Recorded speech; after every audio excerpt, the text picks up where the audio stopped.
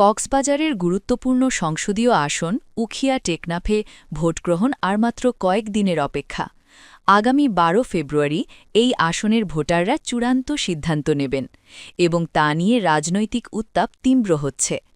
টেকনাফ উপজেলা প্রতিনিধি মুসলেউদ্দিন জানান, নির্বাচনের শেষ মুহূর্তে এসে বিএনপি ও জামায়াত প্রার্থীর মধ্যে হাড্ডাহাড্ডি লড়াই দেখা যাচ্ছে। দুই প্রধান প্রার্থী সকাল থেকে রাত ৮টা পর্যন্ত উখিয়া ও টেকনাফের গ্রামগঞ্জে, হাটবাজারে, সড়ক মহল্লায় মিছিল, পথসভা ও উঠান বৈঠক চালিয়ে যাচ্ছেন। ভোটারদের কাছে নিজেদের অবস্থান তুলে ধরতে তারা ব্যস্ত সময় পার করছেন। স্থানীয় ভোটারদের সঙ্গে কথা বলে জানা গেছে, উন্নয়ন, নিরাপত্তা, কর্মসংস্থান এবং সীমান্ত এলাকার স্থিতিশীলতা এবারের নির্বাচনে ভোটারদের প্রাধান্যপ্রাপ্ত বিষয়।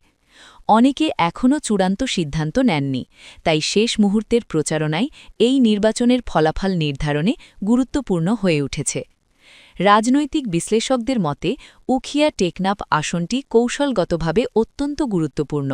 এটি শুধুমাত্র স্থানীয় নির্বাচনী গুরুত্ব বহন করে না, বরং জাতীয় রাজনীতিতেও বিশেষ প্রভাব ফেলে। সবচেয়ে গুরুত্বপূর্ণ মুহূর্ত এখন চোখে চোখে।